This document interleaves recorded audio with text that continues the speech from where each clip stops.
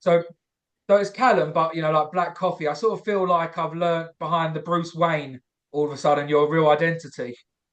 Well, because of the name. Yeah, yeah, yeah. Black Coffee. Yeah, I mean that's sort of why I branded myself that way because I've just exposed you. I fucking hate coffee, man.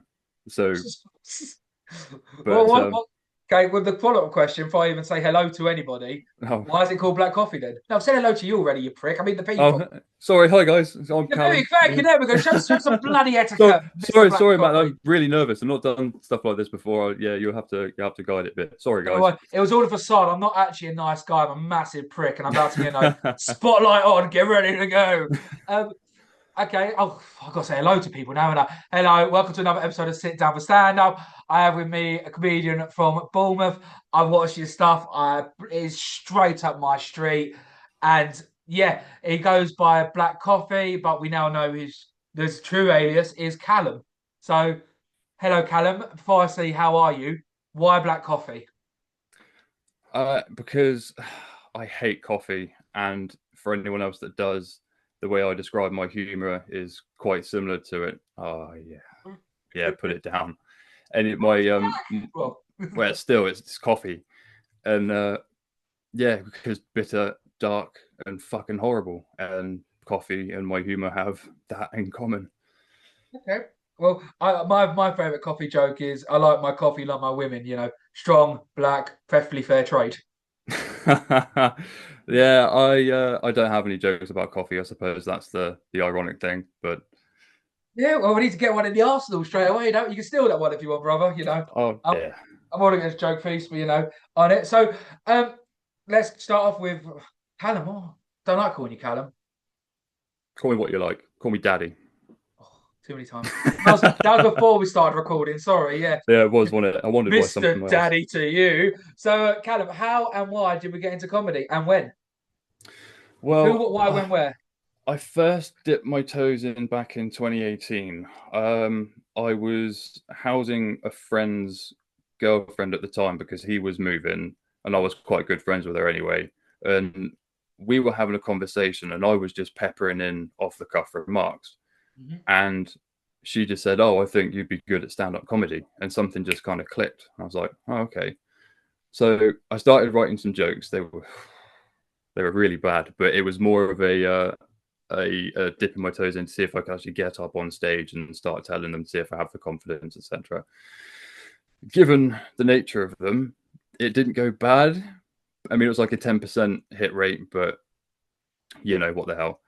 Then COVID hit, so I didn't really do anything during that time. Um, and then I had a bit of an incident in late 2022. Leeds. Sorry? In Leeds. No, no, I've had a bit of an incident in 2022 Right, so a crack while on, brother. ago. Yep. And yeah, it showed me, without getting into too much detail, I really, really had to change the trajectory of my life. Um, so then I reignited the love for comedy when I was writing it down, and I just really started putting some effort into it. Hmm. Um, and with the some of the clips online that I've got, the first five set I did was at the attic, and it was the jokes about the rectal exam, and I Yeah. was kind of proud of that, but it wasn't really my kind of humor. It was silly humor, but I wanted to go a bit more dark. The reception was Did you okay. feel like you was going for like the low hanging fruit? You sort of like wasn't being true to yourself. Yeah, a little bit because Good. there's rectal exams. They're so easy to make jokes out of. Yeah. So easy. I mean, then it's not bad jokes. It's not bad to do low hanging fruit, but Mm. for me, it just didn't feel right. Especially with. Sorry, you look like you're going to say something. So, do you find them that cheap and easy? Like, oh, there's a guy called Dr. Gash. He become a gynecologist. Like, it's easy. Yeah, It's it like, is and easy. I don't want to shit on one liner people either.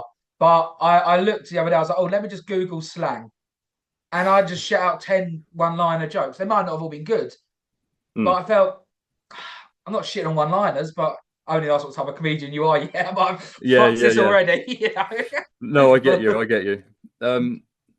But in turn, with the silliness, I felt to emphasize it, I had to do acting with it to try, as I say, try and emphasize it. And that as well kind of makes me feel a bit, I don't enjoy doing that as part of my comedy. Fair enough, if you put it in, like if you put it into yours and it works, all the more power to you. Yeah. But for me personally, it just didn't feel right. So then I started scouring online for comedy and seeing what types, like subjects there were going. Yep. And I really struggled to find dark comedy. I mean, obviously you've got the big names like Anthony Jeselnik and people like that. But in terms of up and coming people, it may just be that I live under a rock, but I couldn't really find too many, especially about mental health. So that's why I tell it. So I started digging deep in mine because I knew that in all the mental health issues that I do have, I can make it funny. And that was it. That was my pilgrimage to try and make as dark stuff funny about myself to try and help people talk about it. You know, if they can see me up on stage. Sorry, I'm probably going off on a bit of a tangent here. No, this is what I want, brother. This is exactly what I want. But if I can go up on stage, talk about my mental health, make somebody in the audience either laugh or come away being able to feel like they can talk about it a bit more to someone and just open up if they are struggling, that to me is better than being paid. Better than payment. I could be paid £1,000, £10,000 for a joke, or have that, and I would 100%. I'd go for the person being able to open up because you may have saved a life. Not to sound arrogant, but no, I love it. So you would say your comedy isn't for everyone in the room. It's a personal comedy message to that one person who sort of needs it the most. Mainly, yes, but as well as trying to remove that worry about talking about it, because some people think that if they talk about it, that it's instantly a taboo. So they just won't. So you get the people who haven't really experienced mental health, either by themselves, from themselves, or by a third party. It may ease them in gently to maybe approach someone and say, "Are you feeling all right?" And maybe get something going. Well, I love them. In my pub in Dartford, I had these bar coasters, and it said like, "Are you okay?" And it's like, always ask twice. Yeah. Are you Yeah, okay? that's Yeah, I'm all right. 100%. No, are you okay? It's that second 100%. time. Yeah, because especially with, well, no, I say especially with guys, but I mean with women as well. They not necessarily want to feel vulnerable, but it's always that burden. So you do need to try and break that wall down the second time, as you say, to actually get to the real answer. Yeah. Yeah. I mean, I do feel like in this day and age, as a man, you need to, if you're not, looked at as a superhero, if you're not doing this, you do feel lesser in society, and it is a burden, and men do not like to talk about it because we feel we don't want to be, you know, perceived as that. We always want to perceive as like these strong, invincible characters, where truly, yeah, we're not. And if your comedy can help people, I mean, that's absolutely commendable. Yeah, thank you. But So, if I do make sorry, sorry. even with the intention of spreading awareness, the difficulty is trying to make that funny. And Sure. I don't know if you say, I know you say you saw my clips, but just for the people who are watching, I was telling my 5 minute set about the mental health, and I was forced into crowd work. And I only found out that I was doing the crowd work literally about 5 minutes before the show. So I went up nervous as all hell, and the first one was, well, the heckling was the first one. So we've gone to the crowd work. So the first interjection was heckling. And I have some really good heckles, but it caught me off guard completely. So my first heckle to someone would have been, if they heckle me, I'll heckle them back and I'll say, "Oh, hey, what's your name? What do you do for a job?" "Oh, I work at a hospital. It would be good to see you there because then I can remove that extra chromosome for you."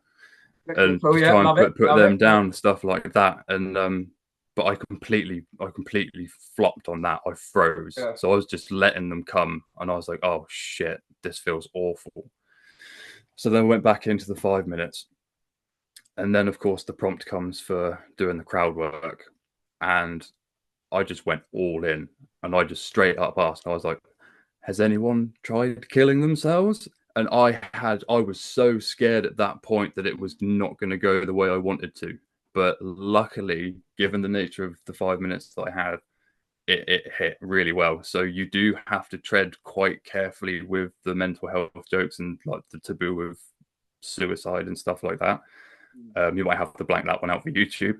Absolutely right. Nothing gets blanked. No, Nothing gets blanked. It's your story, man. thanks. So you do have to walk a fine line between what you're saying and how it hits. But if you get it right, I was so fortunate that it did. But if you get it right, it can lighten up people. It can make them feel better. But yeah, it's quite a difficult one to do. I won't lie. Yeah, it's got to be done, yeah. And also, whilst it can be dark, it can still be tasteful. Yeah, 100%. Not kind of the stuff that you would say between you and your friends. Like, because No. me and my friend, he's got a wicked sense of humor. He's like me, Mm. and he knows all about my mental health, and he rips into me about suicide and all of that. And hopefully I won't name him, but hopefully he won't mind me sharing this with you. His mother passed away, so again, that for me and him, that's a gold mine for me. And if he gives me shit, I'll just say, yeah, I can see why your mum killed herself because she had a son like you and stuff like that. So you can't, whilst you can say that to people who already know what you're like, it is difficult to then say that story on stage. Yeah. So it is a balancing act. Yeah, Which you're is not going to say, "Oh, my mate." Yeah, you're not going to tell that story on stage. Oh, my mate's mother just passed away, and I said, "Ha like." yeah, I was laughing whilst I was dancing on a grave, just right in front of him as well. Yeah, Exactly. Like you can't. Yeah, it's got to be tastefully done, and yeah, there is a different element too. Like like pub talk with your mates and that. But my group's a group of lads as well, and we share each other. Like my brother's when my brother's daughter was born, the first thing our mate did was put a countdown on his phone for 16 years, so when he could sleep with her. oh Like, no. it's all like just like it was just it's the shithousery. Oh wow. It was like my his daughter's now 3 years old, and like every time like they're in like the playground, I say like oh so I'm not standing outside the playground, but like when like because he doesn't drive, I'll sometimes go with him to pick her up, and I'll be like oh she likes the boys already, doesn't she? And it's just that shithousery that men have, but it's how we cope with things. We Yeah. have to laugh, and it is a great mechanism to get out. Yeah, So 100%. so you said you didn't want to you thought you was lying to yourself and cheating yourself by doing, like the general sort of comic. How dark do you like to go? Have you found a sort of like the categories you do want to hit on, and how do you approach them? Funny, tastefully, but yet not preachy. That's a difficult one. To work backwards, I suppose. You may have to remind me of the question, but to work backwards, preachiness, I eliminate that by making most of the jokes about myself. Yeah. Because then that way it's sharing an experience, but at the same time, I'm not telling other people what to do. Because again, with the mental health thing, people deal with it differently. What works for you isn't going to work for them. So the easiest way for me to get around that is just to target myself. If I can do that, then you can do anything. But I will go after other people in general. So it's not like a specific group. It'll be an amalgamation. So if I've got a joke about not being able to be a vet because I love animals too much, but I could happily volunteer at Dignitas. So, and with that, I've got, and it goes on to say about bringing people in for practice.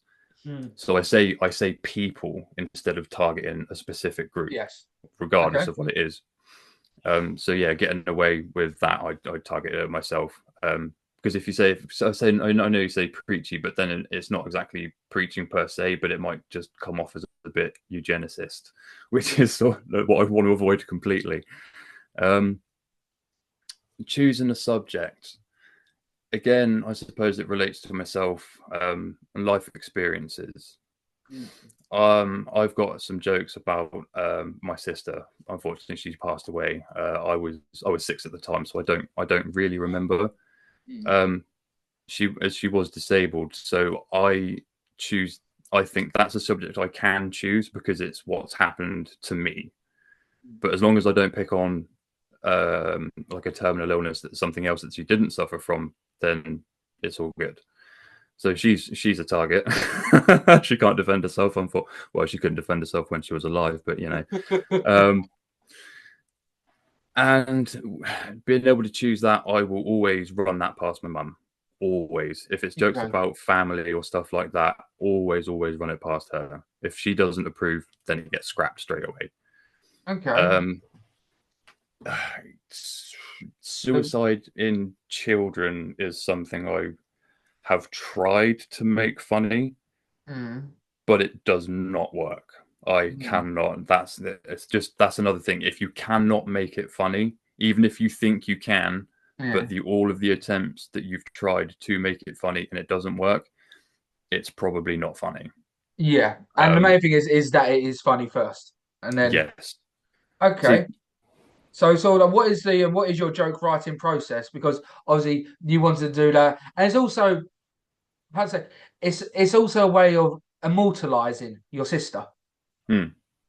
Yeah, it which is is. beautiful in its own way.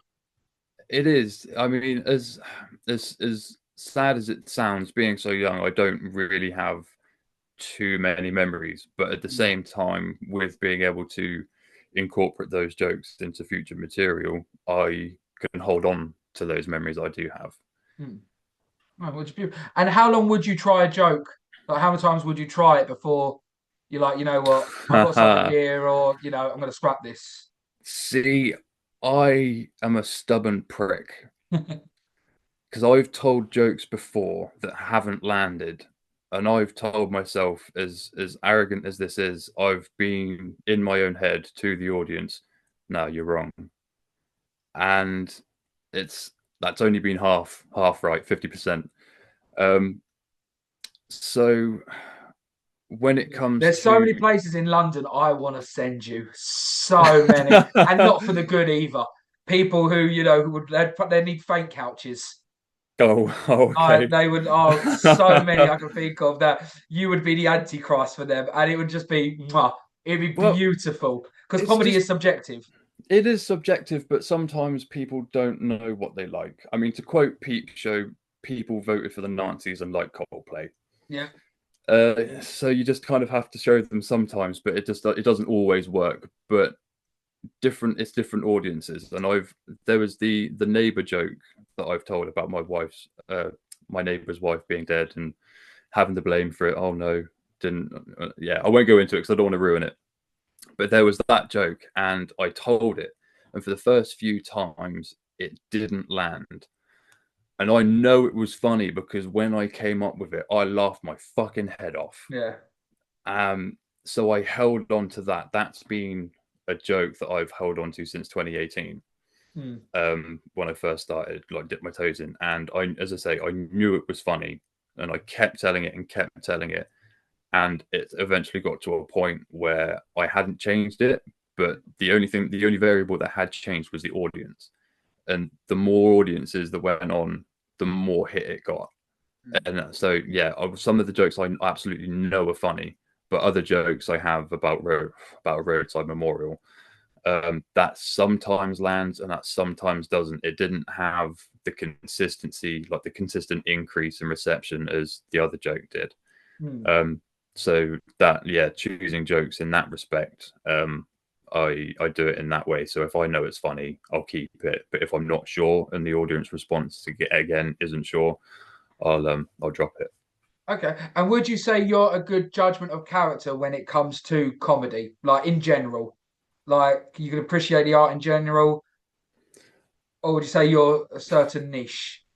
Like no matter Uh, what, you'd never find this type of comedian funny.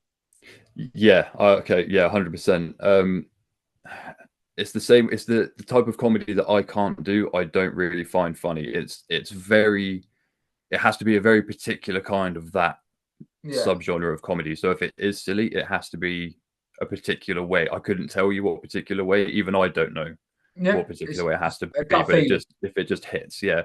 It was like I was watching some of the blackout stuff on YouTube, and there was a guy telling jokes, and he was like, "Excuse me, I just need to check my notes." And he just kept on unfolding this bit of paper, and eventually it got to like the size of a map. That was silly, and I lost it. I found that hilarious. Yeah. But if we are to See, I take wouldn't find that funny in the slightest. I don't know. no, I hate visual comedy. Visual comedy just doesn't do it for me. yeah, no, I'm the same, but with that particular what it just tickled me. I don't know why, it just did. I'm the same way with musical comedy. Yeah. It's I don't get along with it too well, but there's one guy, Stephen Lynch, and Mm. he's so funny. But he's just the Mm. one. Do I you know kind of Dominic? Do you know Dominic Frisby? He's a one as well. no, I don't. No. Okay, No, fair enough. you'll have to send me something afterwards. Yeah, no, I've got him coming on in September, and he's massive. Like, Oh, is he? like, See, yeah, I live under a rock. yeah, I he's don't like know the anything. guitarist. Okay, fair enough. So, what would you Is there a joke you've done before in the past where at the time you thought was an absolute killer, and you look back now and you think, why the hell did I think that was funny? So many, so many. It's if I think about it, I'm just going to need to take more meds. It's so depressing. It's yeah. I had a couple of jokes about my sister. Um, what about cooking? Whenever I cook vegetables floating around in the pan, it reminded me of her swimming. Um, that although that was I found that funny. quite bad. Well, no, I did at the time, but then when telling it in open mics, it didn't really land. So I'm still a bit unsure of that one. But that was quite yeah, that was one I did decide to drop. Mm. And there was a rape joke about Katie Hopkins I did Mm. because I'm not a fan of Katie Hopkins at No. all. And it was about how people wanted celebrity girlfriends and how they wanted to have sex with people like Ariana Grande. And I said, oh, the celebrity I would like to have sex with would be Mm. Katie Hopkins without consent. And that went down like a lead balloon. That was just awful. And at the time, I thought, yeah, that was funny. But looking back on it, that was a good example of something that I would joke about with my friends, but not so much Yeah, a good idea to joke about up on stage. like I said, there is a difference between like your mate's WhatsApp group and being on the stage. So okay, so hypothetically, you're on stage, you've just told that joke, and like I said, it's sunk like a lead balloon. How would you deal with that, and how would you try and win the crowd back? At the time or now? Because Or I think the well, answer would be the now with your same. experience, say With my experience, okay, you're doing a gig I tomorrow, and you said a joke and it bombed. How would you win the crowd back now? I did actually tell a joke up in London when I was at the King's Head, Oh yeah, and cool. the joke was a callback to a roadside memorial joke, Mm. and it was saying how I'm around reminders of death, such as that roadside memorial. Mm. How dare he have a memorial and a funeral, the greedy cunt. And that just went straight down. And I was looking around for about a second and it felt like a lifetime. Yes. And I just went, no, too dark was it? And just started laughing. And it was more of an awkward laugh from them, but I had sort of pulled it back in a way, not fully, mind. The rest of the set luckily did that. Mm. Um, but audience interaction is the way to do it. You need to be able to comment and be aware of yourself that it's bombed. Yeah, Because address the situation. because if you go on and think it's funny, or if you smile and nobody else is smiling, Mm. it kind of pushes the audience away from you because then they think you're just being horrible for the sake of being horrible. Yeah. So I mean, yeah, have I've got one at the moment. I always do. If I do a joke that's shit, I always go, okay, well, I'm going to call that joke Israel because it just bombed, see and that's that good. brings it back. Yeah, that's good. That's good. Well, I need to work on things like that. My the anxiety is it's something that prevents me doing crowd work. So I hate to admit this, but the crowd work that I have in my sets is all planned. I have to take the magical away for it. But yeah, the crowd work is planned. Otherwise, I just freeze up. Um, I, well, I say it's all planned, apart from the one that with the red background on my reels that got caught off comedy. It's double G comedy. I'll shout out Jeff. And yeah, that caught me off guard. So I was lucky that hit. But in my actual set, the all of the interaction, yeah, it's all fake. Do you know? Oh, I get slapped for Hold on, no, sorry, I don't want to say it's all faked. It's all planned. The audience member's not a plant. I'll say that. It's all planned. Do you know Glenn Brayley from Fulham? Yes, I've I mean, worked with Glenn a couple of times. He's awesome dude, very, very knowledgeable. And he sort of gave me advice on, open mic, no crowd work and stuff. And it's no matter what you ask, you need to know where it's going. So you need to have like your answer for either one. And Yes. go on.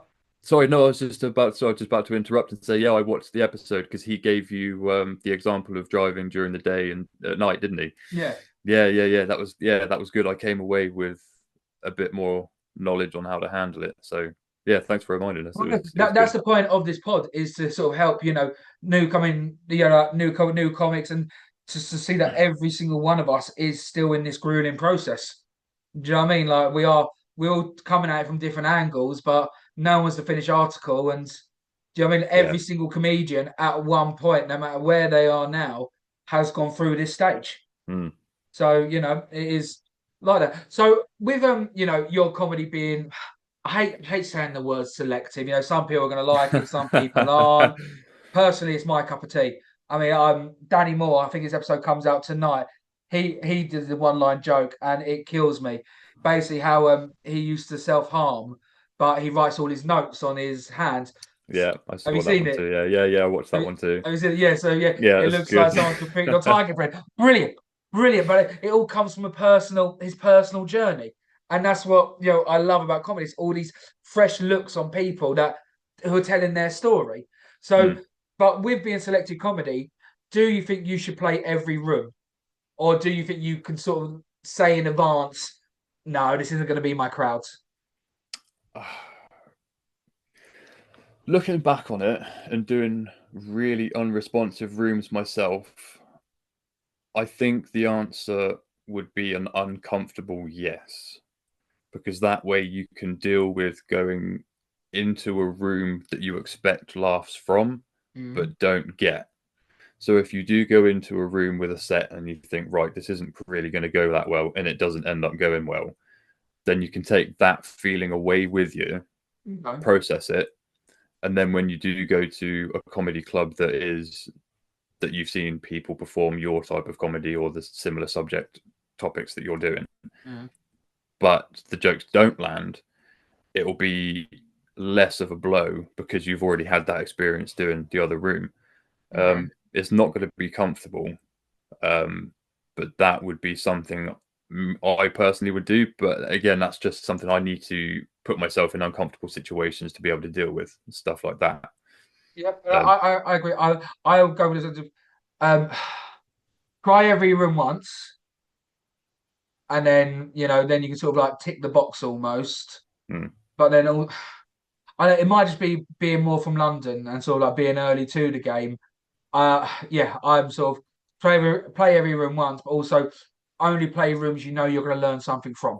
Yeah, 100%. You don't want to go to a room, using my example, you don't want to go to a room where you've bombed and then go back not learning anything, because you're just going to bomb again.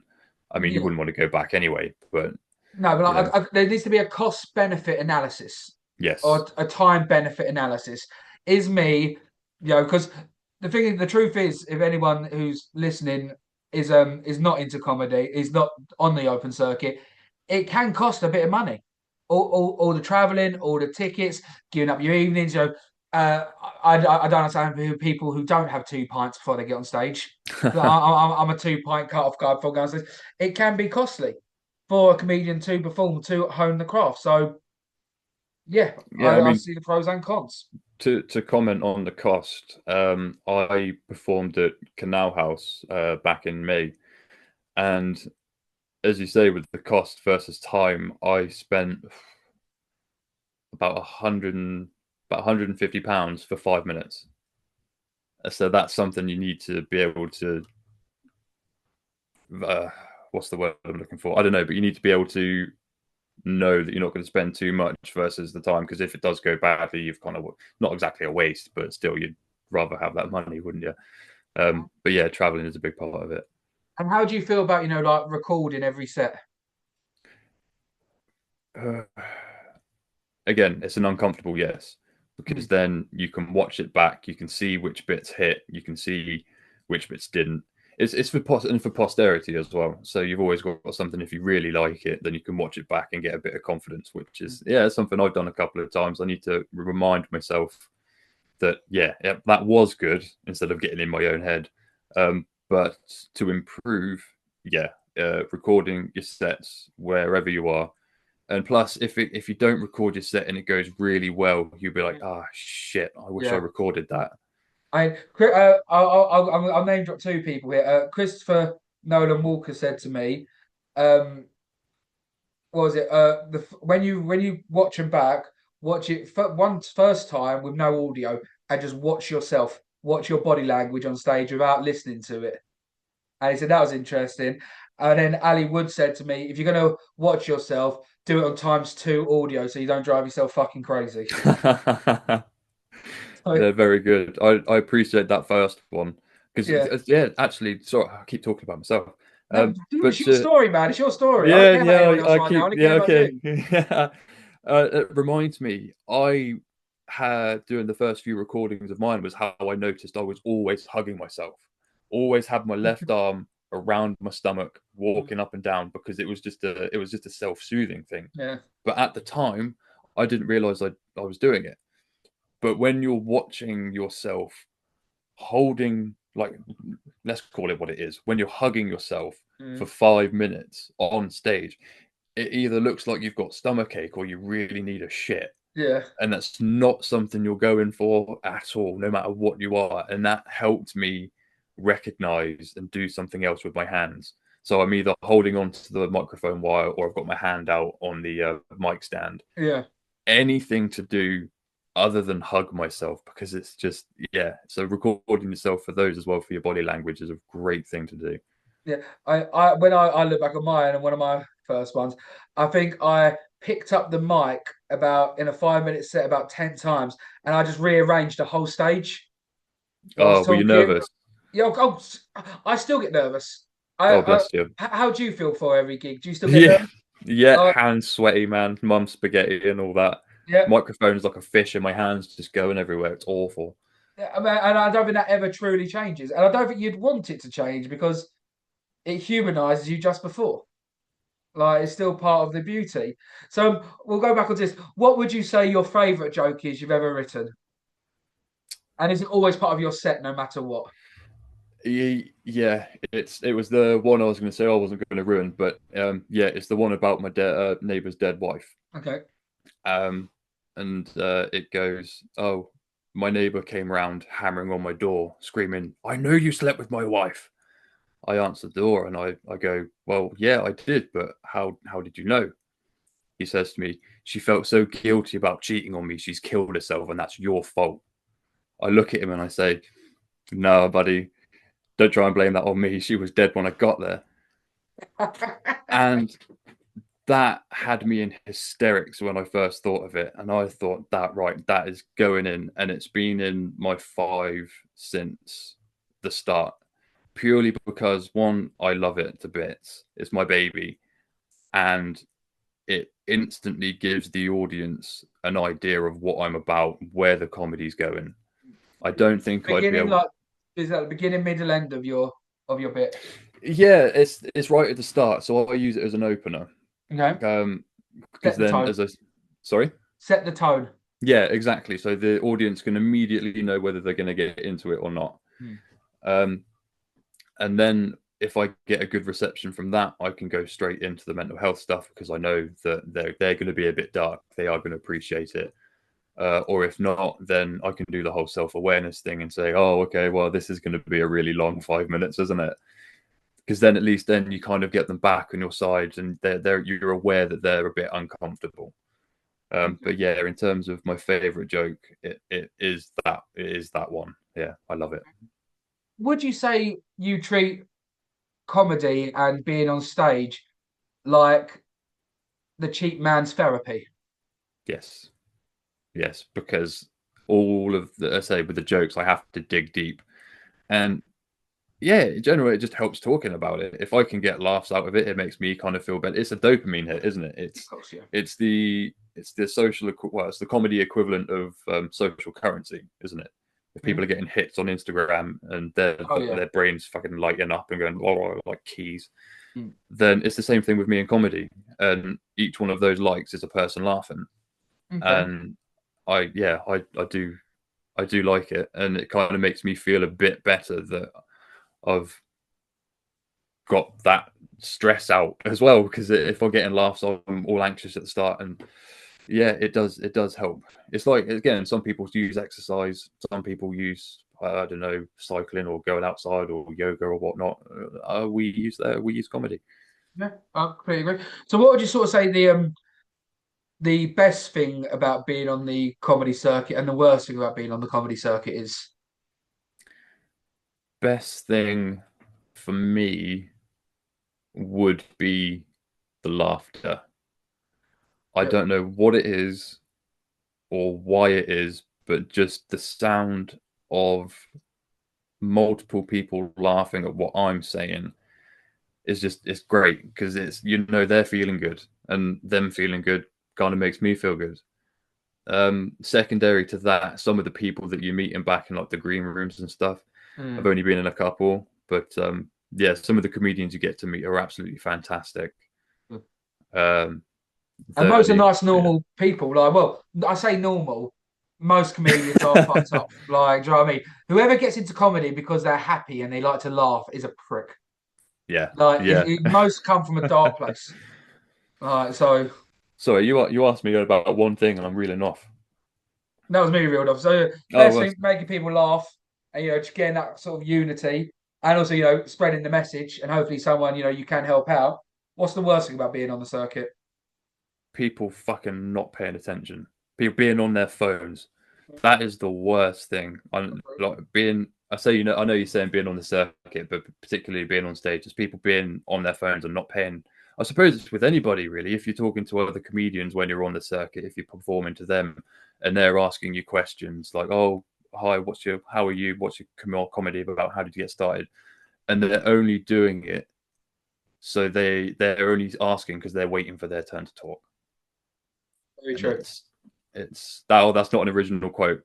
Since Fight Club in it. But yeah, it's really bad when you get rude people, regardless of what it is. If you come into a show, at least have the respect. I mean, I don't mind you talking to your friends, just having a quick giggle and stuff like that, but Yeah.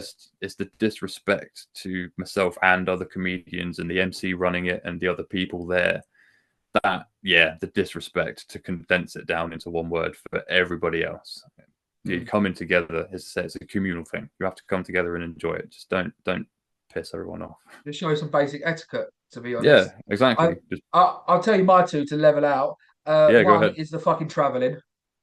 I Fuck, don't mind that too much. But hate yeah, go hate on. the Sorry. traveling. And the other one is when you're on the sort of like the open mic 5 minute gig bit, when you're chatting to another comedian and they're just trying to show that they're funny and you can't have a normal fucking conversation. Yeah, They've always got to do jokes. It's like just same for the stage, brother. Just have a normal chat. Just have a chat. that's it. Like not everything's got to be a joke. You can like share ideas, but everything's got to be a punchline. It's like, brother, just have a conversation. Just talk Yeah, to me. that's because that's it. Sometimes I would like to get to know the brain behind the person, what's going on, what makes you tick, because it's interesting. It's just all the the idiosyncrasies of people is what makes people interesting. I know you're funny because we're here at a comedy show, so Yeah. you don't have to be telling me jokes all the time. So yeah, I can empathize with you on that. Although I do have to comment on you not enjoying the travel. Do you not enjoy like the differences in where you go and like people watching compared to what they're like at home or Um, Just general differences and stuff. it's more with I don't mind being in the car. Mm. In the car, no problem.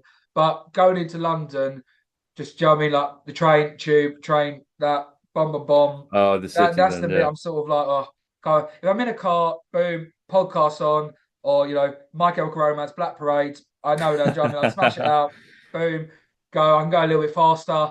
And okay, let me say, the thing I don't like about travel is when things are like they're not in my control. Where if I'm driving, I'm in complete control. Yeah, I'll give you that. Yeah, Like 100%.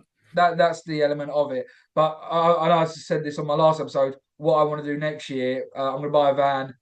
I'm going to put a mattress in the back of it, and I just want to nomad for like 6 months Yeah, and just buddy. go drive it up north, proper venue, gig it out. Because I feel like Manchester and Liverpool right now are the places for comedy. Mm. Yeah, So I have seen a lot of people being going to Hot Water Comedy Club in yeah, Liverpool. To be fair, I even looked at it as well. So, but yeah, just seeing lots of people try and do that because I think that Paul fellow, I can't remember Paul his second Smith. name. That's the one. Yeah, Yeah, he's helped that one out a lot as well because he attends it, doesn't he? yeah, And to be 100%. can't And lie, their podcast. that's again me signs of me living under a rock. I didn't realize they had one. Yeah, But yeah, no, I that's the only Tony. reason I kind of heard of it because I wanted to go there because of him, and Yeah. yeah, so I try and travel. But then, like, I will say, Paul, his crowd work is phenomenal. But then, I think some people, they push on crowd work. Like, if you're doing, I know we spoke about it before, you're doing up the creek on the 28th, was it? 28th of August, August, yeah. 28th of August. If Abdul's there, I had him on episode 22, I think. He's done the Gong Show 19 times and he's got through Mm. 17 of them. Has he? He is a killer. He is a killer, but it's all crowd work. I see. Crowd work is it's a skill. It's such a good skill to have But as well. he says he can't write. He says his jokes aren't that good. So No, he has to do crowd work. that's insane. I would have thought people who can think on the spot would be amazing at it because I mean I wouldn't consider myself amazing at writing. I'm okay, Mm. but I can't do crowd work for shit. Mm. So saying to me, someone who can do crowd work amazingly well, but struggles a little with the writing, that's quite fascinating to me. I don't know why. It's just something. Yeah, wow. With him, But he said he sort of did it the other way round. And to give like props to him, he's brilliant. He's absolutely brilliant. I've seen him. He's fantastic. But he's a Peckham lad. He's one of the boys. Like, shut up, you dickhead. Like, like, you know what I mean? Like, beg your missus. Like, he's a street talker. yeah, And up the creek, it's weird the up the creek people because you've got about okay, I'm gonna proper stereotype here. You probably got about 25% of them black, 25% of them woke, and 50% in the middle. mm. So like he's sort of like, do you know what I mean? He like ticks. I don't want to say ticks boxes, but like He's he relatable. he's He's quite relatable. Yeah, relatable to he them. knows how to act up to crowd members. Yeah, So that's how like he kills it. yeah. So See, that's being able to read a room like that is just phenomenal. I don't yeah, know how people can do it, which is why I'm so scared about going up with my set because it's not rigid, but it has to follow a certain path. Otherwise, it's not going to work. But with you say Abdul was his name? Abdul. My advice for it because you get given a 2 minute grace period.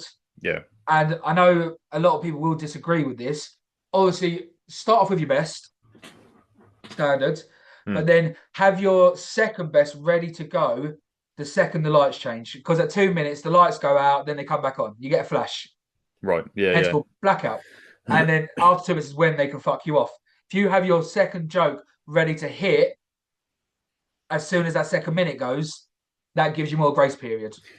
Yeah. I thought about that, and I think I've solved it. I mean, I don't know if it's going to work or not, but as soon as that light goes off, I have something that I can relate to it going off. Yeah. So yeah, I hope that lands. So yeah, I'll take your advice, and if it does, then I know I'm home free. Yeah, and I'll come see you anyways, brothers. You come Oh tackle me at yeah, the of August. course. Yeah, yeah. Thanks. I had this really shit one of like, baby, when the go out. And I tried to like think about like how can I time this Okay, perfection, yeah. but looking back, I was like, that would have been so dog shit. Man, if you pulled that off, that would have been the best Yeah. timing. That would have been the best comedic timing in But, history. but imagine that being like, baby, when. Yeah, see, that's why you'd have to be able to time it absolutely impeccably, because if you are just kind of Lights waiting around, go out. although saying that, if you are kind of stood there waiting, it could work, because people sometimes they find that stuff funny, don't they, when they're waiting and it doesn't go to plan. But again, it's how you do it. So Well, I you could see your try it dilemma. first. You could try it first and take it back. Yeah, cheers. I'll be the guinea pig. Fine, don't worry. So, I'll bomb for you. what's the worst thing you've seen someone do on stage to date? Not yourself. You've seen another comedian do. Sound effects. Just Peppa Pig sound effects. She was a lovely woman, and I really hope she doesn't see this me like thinking I'm shitting on her. But it was literally 5 minutes of Peppa Pig accent, Russian accent. I can't remember. That's the thing. I can't remember any of the content, but it was just a woman doing Peppa Pig voices, Mummy Pig voices, swearing a little bit, and a Russian mobster. And I was just sat there thinking, oh, bless you. I really didn't want to feel pity for her because other people were laughing. But to me, I just thought, you're all this going back to the whole thing about me not being funny and saying they're wrong. I was just thinking, oh my God, you're all wrong about this one. I'm sorry. It was secondhand painful for me to watch. But then I might be the odd one out, who knows? But Yeah, yeah, that's that shit. for That's me shit. I'm was telling you, just that's the shit. worst thing I've ever watched. Because being a comedian, you try and look at, even if I say it's not your cup of tea, you try and look at like the comical theory behind of how did they come to the conclusion that that's funny. Hmm. Like Yeah, what ticked in the brain saying, oh, Peppa Pig, oh, mobster Russian, oh, yeah, this is gonna kill, oh, Apollo, here I fucking come. Like, yeah. It doesn't meld together. Like that when I first started, I was doing like it was like an open mic for musicians, poets, comedians, and stuff like that, and the majority of them were musicians. hmm, But there was one guy who was so fucking abstract. It was insane. He got up on stage and he pretended to play the guitar and sing. So he was just miming for about 2.5 minutes. And you'd think that in and of itself just wasn't funny. hmm, But because it was related to an open mic night, it just hit. And it was at first I didn't really understand what was going on. But as time went on, it was so funny. And he was just doing nothing. But because it all related and tied into it being a musical open mic night, it made sense. yeah. But as you say, Peppa Pig voices, mobster, here I come, Apollo. How does that make sense to put together? It doesn't Uh, compute. I don't, yeah. you say about that musical bit. My boy Alfie, who I've just had on, he does a bit about that where he's silent on stage like that, but his girlfriend's deaf, and he goes, "This one I wrote for my girlfriend," and it's That's good. well See, to it's me, clever. It's clever stuff like that. I yeah, really like. but that was only about 10 seconds worth, not two Not minutes. two and a half I guess minutes, yeah. is that like we like you win the room, lose the room? It's gone on so long and it's funny And then they again. come back Then again. Yeah, yeah. does his traction. Okay, so okay, before I ask the last question, I will always do this one.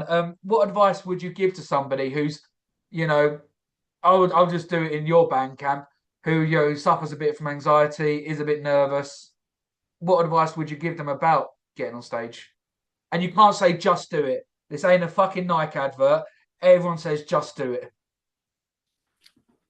You have to focus on the benefit versus the risk. It's a risk reward thing. The worst thing that can happen is nobody laughs and they clap at the end out of courtesy. Mm. That is the worst thing that can happen.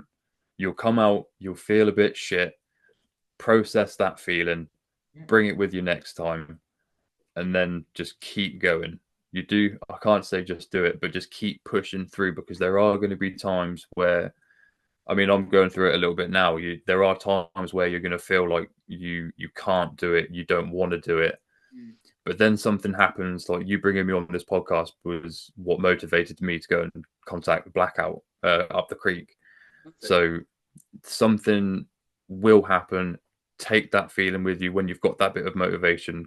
Go for it. Push through the feelings, and it will happen eventually. It might take some time, but just stick with it and just don't beat yourself up. Okay, it's all good. Just be kind to yourself. I love that. And I will add on to that. If you're worried about going up and, bombing, I'll tell you now, nobody gives a shit. No, Nobody will you'll be remember forgotten by you tomorrow. in exactly. You might stick in your head for a bit, but no one Yeah, gives a shit. 100%. It's Yeah, not. It's not that they don't give a shit about you. It's just not. It just wasn't worth remembering. yeah. That's all it is. And every comedian has bombed at one point. If they haven't, they're a liar. Hands on Yeah. swear, because that leads to my favourite and last question, Callum. It's a two-parter. Don't really give a shit about the first bit, but I answered to be polite for some reason. Of course. What's been your favourite moment on stage, and what time did we bomb the hardest? Okay, here we go. My favorite time was Canal House. That was the one time I'd calling back to it. The one time I really, really wish I'd recorded it because that was my largest venue. I couldn't tell you how many people were there, but by the looks of it, there was quite a lot. That was just phenomenal to be able to do it. I say it wasn't anything massive or huge, but it was big for me. And being able to get the reception that I did, and that was the moment I was like, I knew I was funny. I knew it. But I just wish I'd recorded it. The worst time I bombed was at a student bar in Bournemouth. Okay, I can And already see the scene. I can already see the scene. students, I've been one myself, but man, All students are drinking coffee. fucking stupid. They're so stupid. They're so self-involved. I've sounded like a proper boomer, like. But yeah, there's the student bar was too clicky. They were all doing their own things, like playing pool, drinking, and all this. And given it was an open mic night, I thought it may have been a bit more receptive because there was an event going on. No, I was like a stereo. They were just tuning me out and just it was just noise in the background so they can continue on. And I was so uncomfortable. I think I went on for about 10 minutes just because I needed to fill the silence. And I just didn't know when to stop. And I just, oh God, it was fucked. But you're drinking black coffee. Is that where this came from? Yeah, sort of, because that was a sort of a decision that I wanted to be fucking horrible about my comedy to everybody because of fucking students, man. Oh, yeah, yeah. What's the term? Not self-righteous. They. How was it when you offended on someone else's behalf? I'm not I can't remember what sure. it's called. But in a way, you're demeaning that other group because you're saying they can't defend themselves. Oh, I see what you mean. So it's like Yeah, an Uno reverse. yeah, Yeah. yeah. I see what you mean. Fuck them. As Callum, bro, it's been absolutely amazing to get you on. Guys, if you like Callum's stuff, he gigs mostly in Bournemouth and is it and Southampton as well, around that way. Yes, yes, Right. it is. Okay, and yeah, I mean, I love your stuff. I mean, I want you to put more online, but I know you need to save some for the people to come see you. But Yeah, I really appreciate you inviting me and having me on. I was a nervous wreck, as you know, beforehand, but as it's gone on, yeah, I've really enjoyed myself. Thank you for the opportunity. no, You're a bro, great man. Thank you. you two, man, you've absolutely killed it. To be honest, with gigging in London now for a while, you are a breath of fresh air. Truly, someone who jokes about what they want to joke about, doesn't tailor it, doesn't sugarcoat it, doesn't what's the word, succumb to the audience and say, oh, if I'm general, I can be funny, I can do this. You keep your jokes passionate and stuff you want to joke about, and that is what the comedy world needs. So 100%. Everyone I, needs to do that. I Yeah. love it, brother. So yeah, thanks Thank once you. again, Callum. Appreciate it. And cheers, guys. Thank you, man. Bye, guys.